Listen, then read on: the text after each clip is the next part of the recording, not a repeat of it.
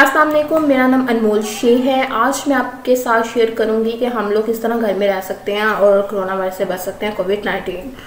तो मैं रोज़ देखती हूँ कोई बाइक पे जा रहा है, अपने घरों से निकल रहा है, कोई दावतें अटेंड कर रहा है, अपनी गर्लफ्रेंड को घुमा रहा है, कोई डेट पे जा रहा है। यार खुदा का वास्ता है, घरों में रहें आप लोग।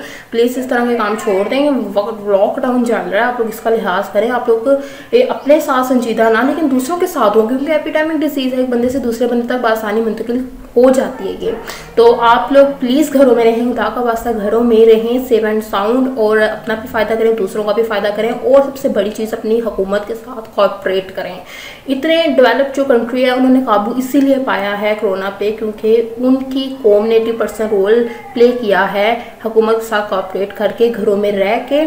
और उनकी कौम जो है, उनकी हुकूमत तो है ही एफिशिएंट, लेकिन कौम ने भी बहुत उनका साथ दिया है। इसलिए आप लोग भी प्लीज़ घरों में रहें, फजूल किस्म का बाहर ना निकलें। कोई अथेंटिक रीज़न है तो ही घर से बाहर निकलें, फजूल घर से बाहर मत निकलें, क्योंकि बहुत डेंजरस है आप लोगों के लिए भी, आपके प्यारों के लिए भी।